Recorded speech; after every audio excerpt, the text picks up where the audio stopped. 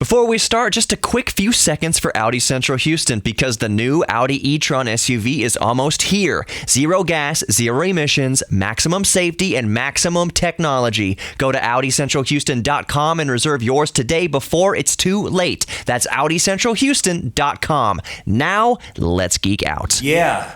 This is Geek Therapy Radio. What are we waiting for? And now your mental curator, Johnny Hemberger. Welcome to Geek Therapy Radio this week. I am Johnny Hemberger, your mental curator, and this is another episode to touch base, to let you behind the curtain, because I believe in full disclosure. If you listened to Midweek Geek this week, you heard me give it a pretty deep look behind the veil, talked about what Geek Therapy Radio is. It was actually my 100th podcast. This is the, 80-something, 80th, 79th or whatever broadcast. But altogether, Midweek Geek this week was my 100th podcast. And I checked in with you guys, let you know what Geek Therapy Radio is all about. And not only as a reminder to you, but a reminder to myself, because last week on Geek Therapy Radio, I was struggling. It was kind of a drought in the geek universe as far as a popular, kind of all-encompassing geek topic. So I was tempted by some low-hanging fruit. If you remember last week, Colin Kaepernick and Nike and the Just Do It ad had come out, and I thought I'd be cheeky by making a little bit of a joke. So I opened up the show saying how pissed I was at Nike and blah, blah, blah, blah, blah. And I can't believe Nike has the audacity, and that Nike had the audacity not to release the Nike HyperConnect HyperAdapt self-lacing shoes.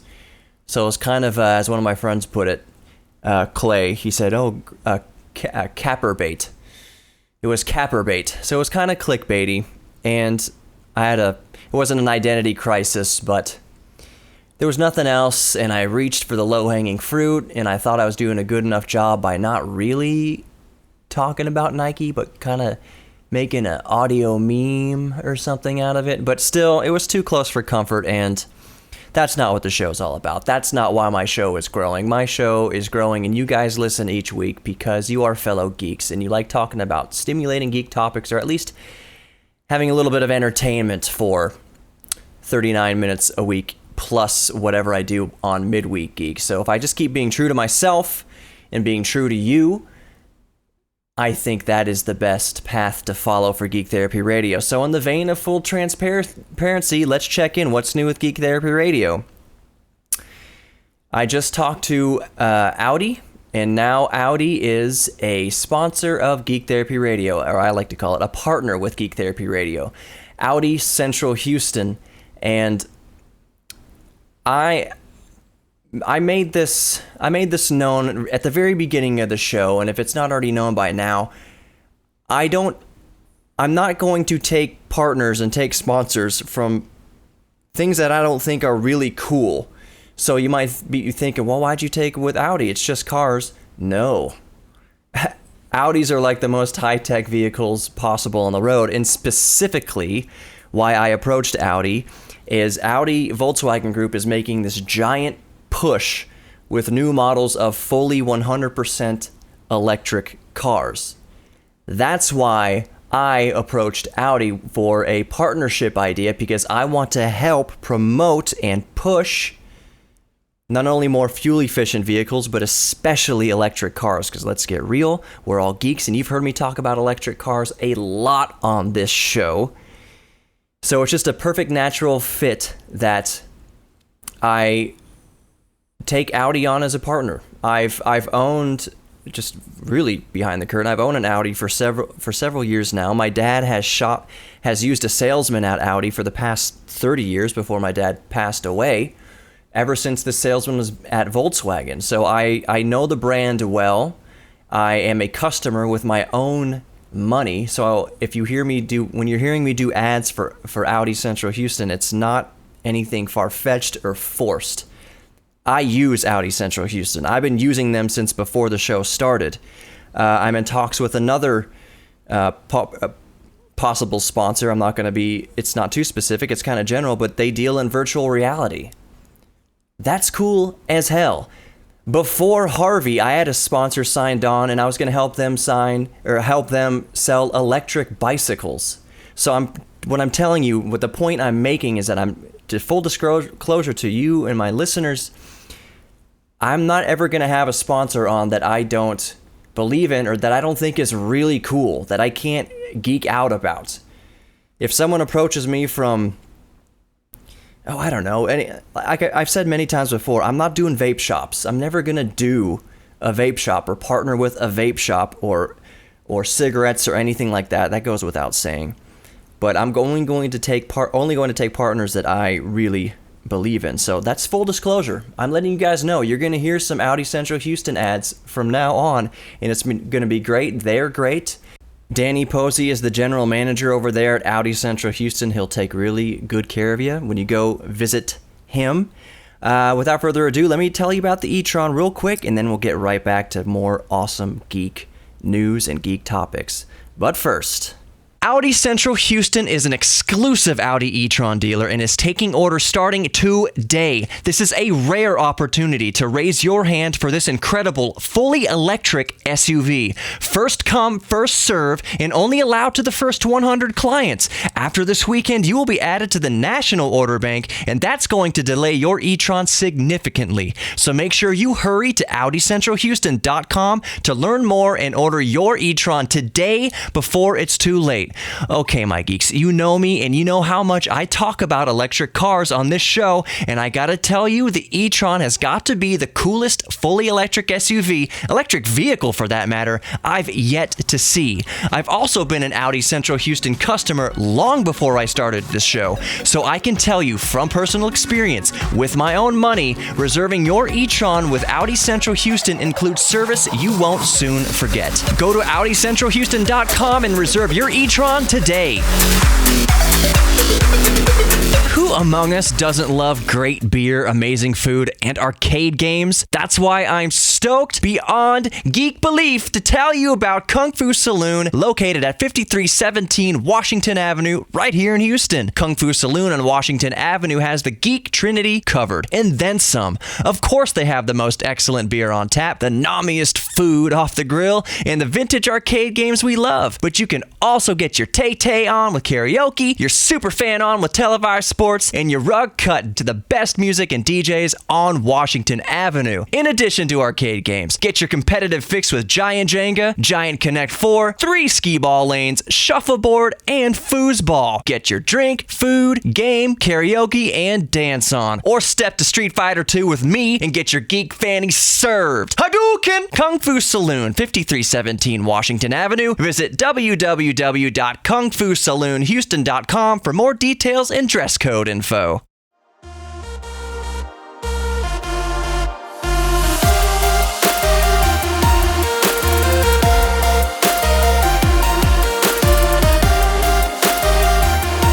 Welcome back to Geek Therapy Radio. Mental curator Johnny Hemberger at Geek Therapy Radio across all social media. So Facebook, Instagram, YouTube. I do some silly things on there. So make sure you're subscribed to at Geek Therapy Radio all over the place. Facebook, Instagram, YouTube, all that good stuff. And get at me. Let me know what you're a geek about. More full disclosure. We're gonna talk about sperm donors here in this segment, just to tease you a little bit. But real quick, just more full disclosure, because I don't want anything to be hidden from you guys.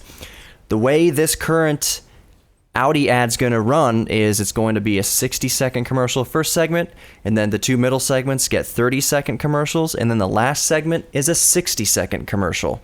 Just to let you know, okay? There's nothing shady going on here. Just full disclosure. That's how it's going to go. So now you know what to expect. So I ran across this story. When I said sperm donor, it's get your mind out of the gutter. I'm not talking about baby daddies. Well, actually, I kind of am. I had a thought today. Well, the story I saw was that a sperm donor, 47 or 50 or so, several dozen of his children, quote unquote, the children that he sired by donating his sperm to a sperm bank, 47 of them so far have gotten together online. They found each other. So basically it's 47 or so brothers, half brothers and half sisters. They're all related by blood. And it just gave me a little thought. The United States, actually, this is true. The United States is the only country that doesn't have, well, not the only country, but among other countries, the United States does not have any sort of restriction on how many children a father can sire with his donated sperm. For instance, other countries, you can only have, when you donate your sperm, you can only beget one child. Other countries allows a maximum of 10 families to sire children from a sperm donor. In the United States, in this case, there is no limit to how many children a sperm donor can sire. So that made me think a little bit. That's gonna make, that's gonna make Tinder a little more scary. When you're swiping around on Tinder, Tinder's not going to come with a blood test, so there is ever increasing risk that if things go your way with a Tinder date, I guess, you may want to check their papers to make sure that's not your brother or sister. I don't think Grindr really has this problem. Anyways, isn't that a fascinating thought? Yes, I know this story sounds kind of crude on the surface, but think about that. How many people are running around right now who are the products of artificial insemination using a sperm donor? How many brothers and sisters, half brothers and sisters, are running around right now? How many of them have hooked up unknowingly? And not to get too coast to coast AM with this, but this is part of Geek Therapy Radio. Our minds get to wander. We get to go on these mental exercises. The other thing that it made me think of is, what if Adam and Eve, so to speak, the biblical Adam and Eve, if they were real, what if they were aliens that came here from a much more highly advanced civilization, which it would have to be to have figured out intergalactic travel, to have seen this little perfect blue and green dot, and say, our species needs to continue there.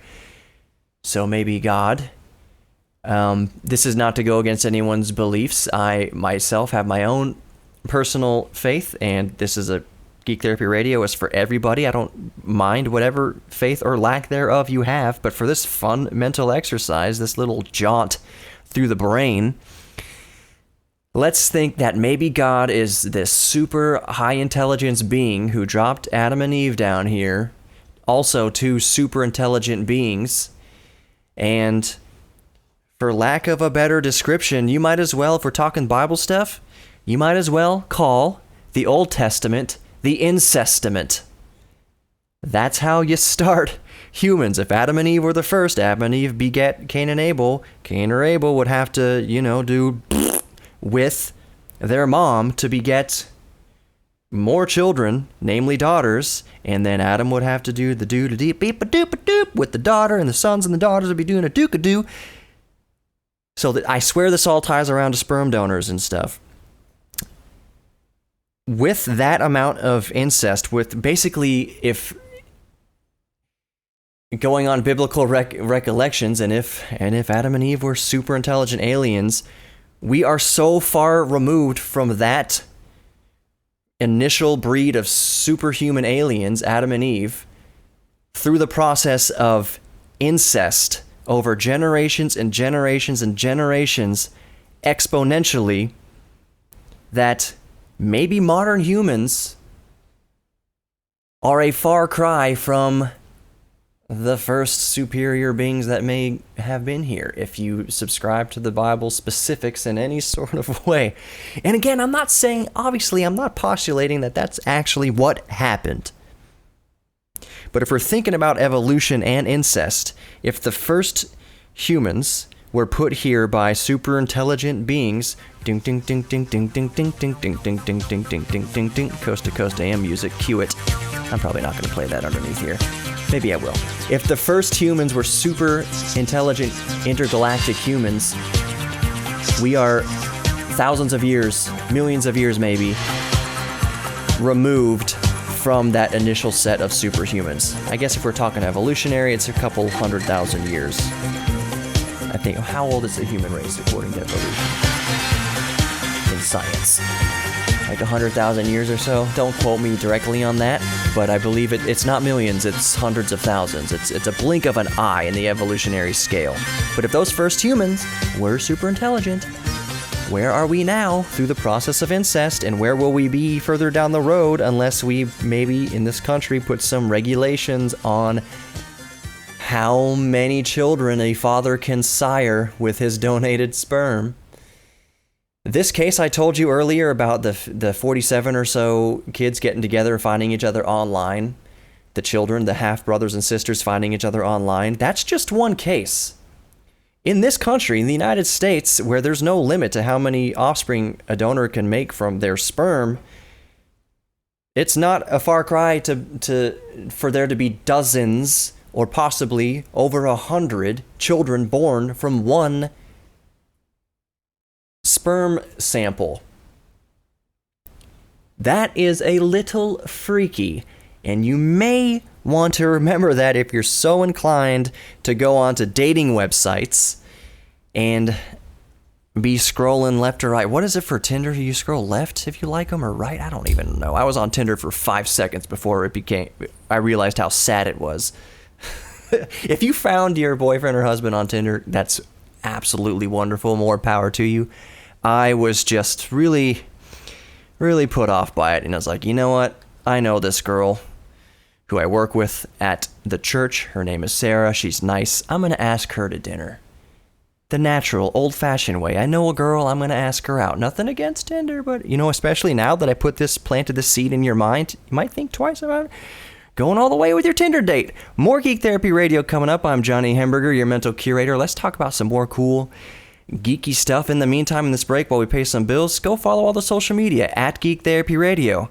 But we'll be back in a minute or two. Stick around, more Geek Therapy Radio to come.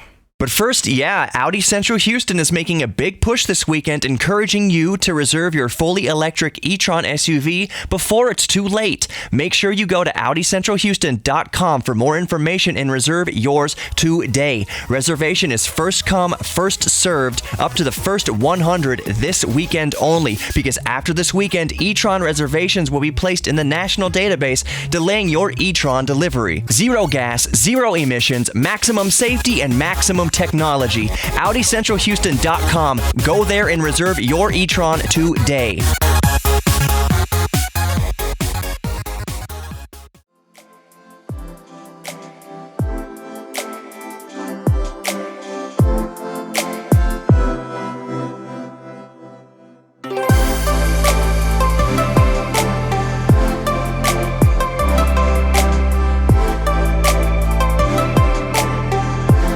Welcome back to Geek Therapy Radio. I'm your mental curator, Johnny Hamburger, at Geek Therapy Radio on all the social media. In this segment, we're going to talk about a hodgepodge of cool things, starting with 3 new species of fish have been discovered at the bottom of a very deep hole in the ocean.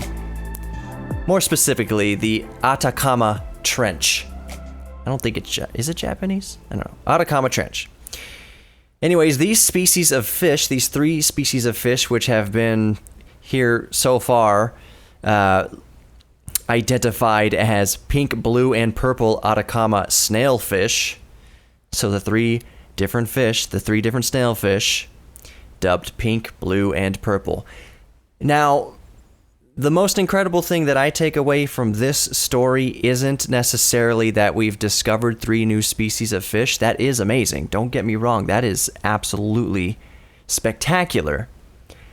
But, we discover new species of fish in marine life all the time. I don't want to say it like it's not not always amazing. It is, but we find that all the time. Why I think this is an amazing story is I'm just fascinated, and I hope you will be too. I'm just fascinated with how deep they found them. These fish were found down around 24,000 feet. Actually, no, I'm sorry. 26,830 feet. That is crazy. 26. How tall is Mount Everest? It's around that, right? Maybe a little higher. Actually, let's look it up. It's not like I have Google right in front of me. But so just picture the ocean going down basically as deep as Mount Everest goes up. It's mind-boggling to think about. And again, that's what captivated my mind. Mount Everest is 29,029 feet. And these fish were seen, not caught, were seen at 26,000 and change. 26,800. So sorry, closer to 27. So 2,000 feet-ish, a little bit-ish, thereabouts, 3,000 feet-ish, deeper than as deep, pretty close to as far as Mount Everest is deep. Sorry about that. I'm just trying to think in my mind. I'm flipping Mount Everest upside down in my mind and putting it in the ocean, like an iceberg where you see the top of it and then you're like, holy crap, it goes down almost 30,000 feet. So these fish that were observed at 26,830 feet, that's not as deep as the ocean goes. It goes even deeper than that. I think the Marianas Trench is the deepest part of the ocean. The ocean is deeper than we have mountains that are tall. The ocean is deeper than Mount Everest is tall. That's crazy. And there's things living down there. Terrifying, horrifying things. Sometimes I lay awake in bed and think, what if there's a glitch in the Matrix? Have any of you done this? What if there's a glitch in the Matrix and for like 1 second I am just teleported somewhere else and then 1 second later right back into my bed? So what if I'm laying there in my bed and just for 1 second, like the blink of an eye, I'm at the bottom of the Marianas Trench and then I'm right back in my bed? Now, I know what a lot of you are thinking. The more astute of you are thinking, Johnny, if you were somehow magically transported even for a brief second to the bottom of the Marianas Trench, you would be crushed to death. Your heart would come out of your ears. And yeah, that's true. I would not live through the experience, I assure you. But what if part of the glitch of the Matrix is that you're perfectly okay?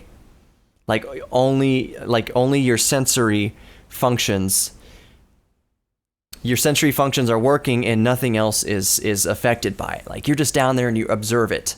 Or maybe your consciousness is just there for a second. And you see all these like glowing fish around you and whatever sounds are happening down there. That's terrifying to think about.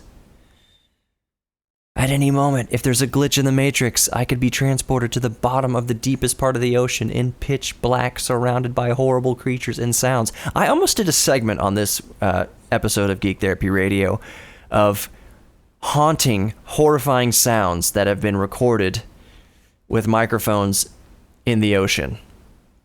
Not whale sounds. Whale sounds are already creepy. Let's just be real here for a second. Whale sounds are creepy. What if someone was tuning into Geek Therapy Radio right at that moment? Like, what the hell is going on KPRC? So yeah, whale sounds are creepy, but imagine like these really deep rumbles, boom, boom, boom, boom, boom, boom, boom, boom, boom, that last for like minutes at a time. Horrific sounds of Cthulhu rolling over in his bed at the bottom of the ocean, because that's what you'd be thinking about. You'd be thinking about monsters. Have you ever been to the beach at night? I'll go in waist deep into the ocean. I ain't swimming in there at night. That's horrifying. Even though I take that back. I've done it once. It was terrifying. I did it once. It was full moon, crystal clear. It sounds like it's a romantic thing. I was there with my buddy Andrew. we were at Corpus Christi or something. Where were we? It was like a family vacation. The moon is out, crystal clear, shining on the ocean, bright enough. It was like one of those super bright, cloudless nights where the moon is just illuminating everything. And we went swimming around in the ocean at that point. But let's say there's no moon in the sky, just pitch black, and you just are overboard in the middle of the ocean.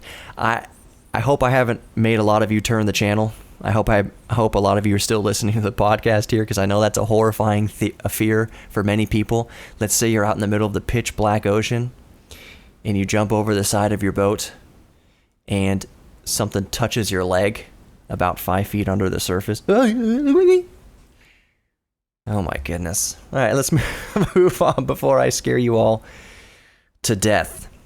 But terror is fascinating. I don't mean that in a psychopath way. Being afraid is fascinating because it seems cool to be in the ocean in the pitch black, but at the same time, horrifying. I would not volunteer to do that. Real quick, your new $1,000 iPhone, if you buy any of the new iPhones, and they're all around $1,000, even the cheapest one that's at $750 before tax, none of them are going to include a headphone dongle. Because remember, iPhones have long since not had headphone jacks. And now, let's say you go spend about $1,500 for the top spec iPhone XS Max, XS Max. You just spent $1,500 to recalculate here. That's a few $100s more than you'd spend on a new MacBook, by the way. You'd spend a few $100s more on your iPhone than you would on your MacBook laptop. Let that sink in for a second, and let it sink in further that your $1,500 investment won't even come with a headphone adapter in the box.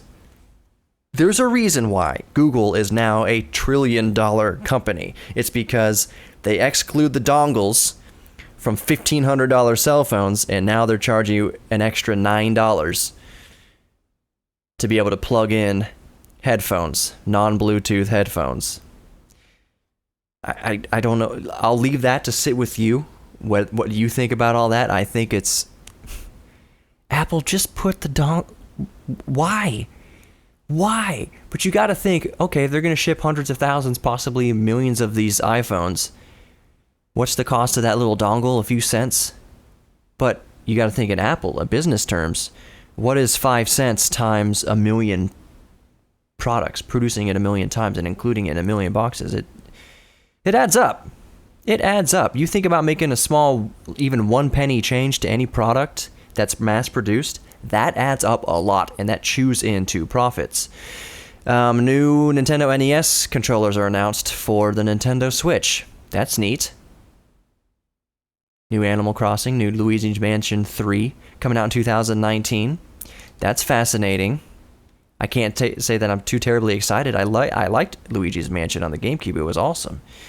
I guess we'll wait for the next segment to tell you who your 2018 Nobel Prize winners are.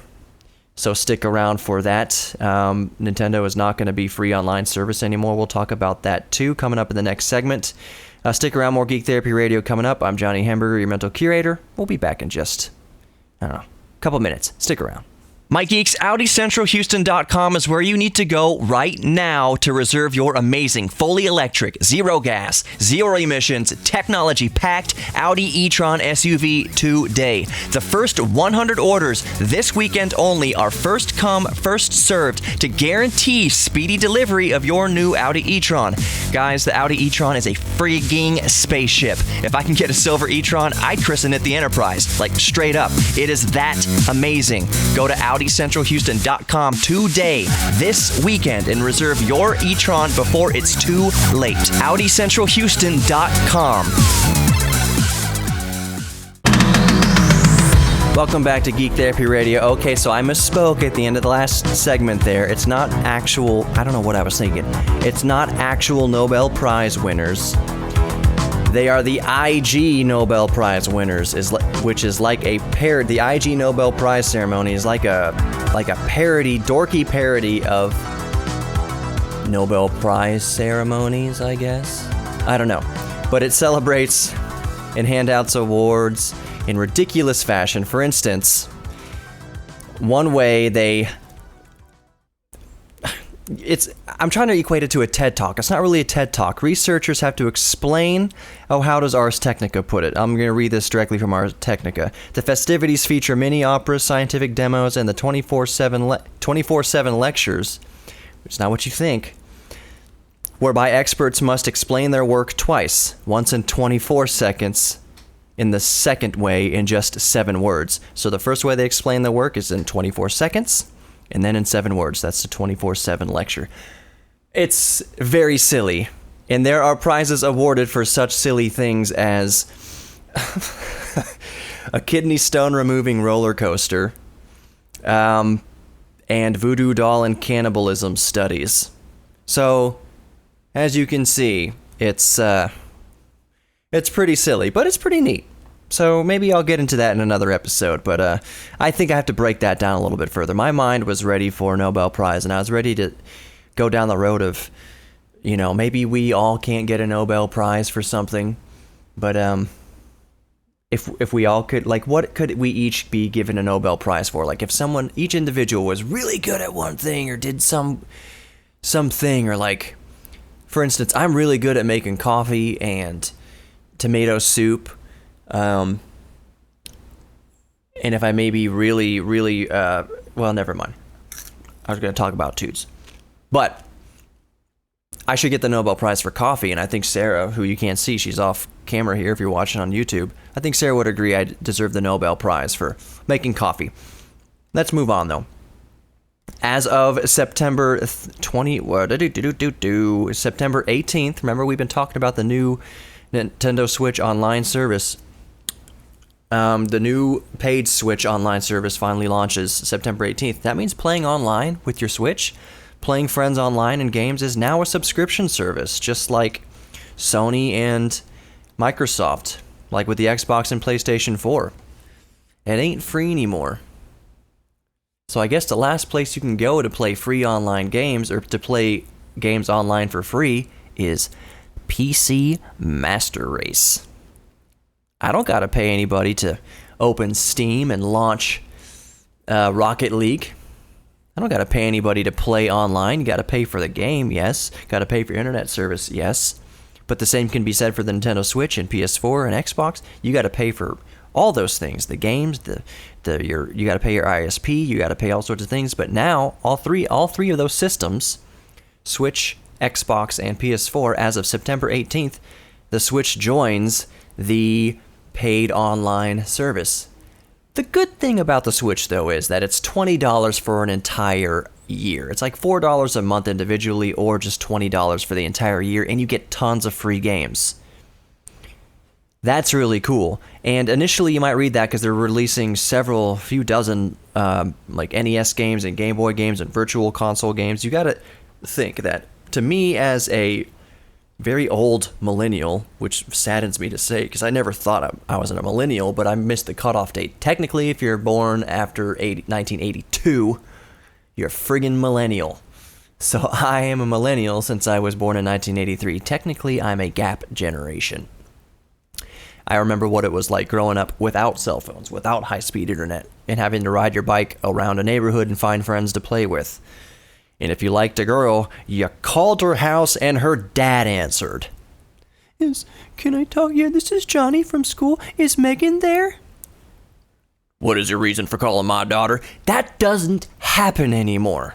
Not to scare you parents. Holy crap, that's a whole nother thing. I'm going to try to get an actual therapist on here, and we're going to talk about the impact of social media and how it affects the I generation. That will be a very interesting episode, but back to my point, which was originally that when you pay for this $20 online service, $20 paid subscription service to Nintendo, you get all these free games. And why to somebody who's grown up through the era, it might seem like a ripoff. Like, I've already played these games. I've already played these old Nintendo games. I've already had the Nintendo games. It's not exactly aimed for us. It's supposed to tick off, the check marks of our nostalgia, which it will do. But there's a fascinating thing that happens when you put Super Mario Bros. 1 in the hands of a child, of a youngster, 5, 7 years old, 10 years old, whatever, they like it. And it just goes to show you that good, fun games, even though they're blocky and pixelated, still carry more weight and are still more effective and still more fun than the most graphically intensive game that looks beautiful but sucks. Which is one reason why when Nvidia a couple weeks ago announced their new RTX line of cards, the 2060, 70, and 80, or no, it's only releasing the 2070 and 2080 as of this point right now, 2080 Ti, with ray tracing. It was hard for the entire tech universe and PC gaming universe to be excited about it. Yes, there are technical, we can assume there's going to be a reasonable improvement in frame rates. Not that much, though, and the claim to fame with the new RTX line is the ray tracing, which just makes things look way more realistic, the way light interacts with different objects and reflections interact with different things in the game. Is supposed to be revolutionary, and it makes it look photorealistic, and that's really neat, and it does look pretty cool. It's one of those things that if you never would have seen it, you never would have missed it, I don't think. It's like applying good, if you're a audio engineer, the perfect amount of reverb is only enough that people realize it was there once you turned it off. If someone's listening to it and say, that's a crap load of reverb, I can tell there's reverb there, that's too much. The perfect amount of reverb is just so that listeners can tell it was there after you turn it off. That's perfect amount. So ray tracing is one of those things. They do the ray tracing on, ray tracing off of these very graphically amazing looking video games. But they look beautiful before ray tracing. And just the fact that they look beautiful doesn't make it a great game. Great games can be graphically impressive. I'm playing Just Cause 3. Just Cause 3 is kind of an older game right now, but it's gorgeous. It's a gorgeous game, and it's really good. It's really fun. Rocket League is graphically, it looks beautiful, but it's a relatively simple graphical game, and it still looks amazing, with or without ray tracing. Anyways, back to the point. You're not going to be able to play your Nintendo Switch games online for free anymore. It's a paid service, $20 a year, starting September 18th. The last thing I wanted to touch on were those, well, actually, real quick. Volkswagen is discontinuing the Beetle. The final edition is set for 2019. That was a long-ass run. When they reintroduced that, 1997 or such? Or thereabouts? I don't know. Not counting the old Beetle. Which, funnily enough, ceased production in 2003, I believe. It went from the 30s through the late 40s, 50s through early 2000s, which is nuts. Elon Musk's Boring Company starts work on a prototype garage that will be in a private garage, a private entrance to the tunnel network. That is some George Jetson type-ish right there. All right, that's going to do it for this episode of Geek Therapy Radio, at Geek Therapy Radio on all the social media. Be good to each other, starting with yourselves, and I'll see you all next week. Take care, my geeks. Audi Central Houston is an exclusive Audi e-tron dealer and is taking orders starting today. This is a rare opportunity to raise your hand for this incredible, fully electric SUV. First come, first serve, and only allowed to the first 100 clients. After this weekend, you will be added to the national order bank, and that's going to delay your e-tron significantly. So make sure you hurry to AudiCentralHouston.com to learn more and order your e-tron today before it's too late.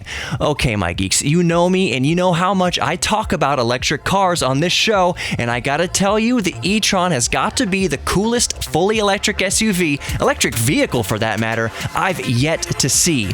I've also been an Audi Central Houston customer long before I started this show, so I can tell you from personal experience, with my own money, reserving your e-tron with Audi Central Houston includes service you won't soon forget. Go to AudiCentralHouston.com and reserve your e-tron today.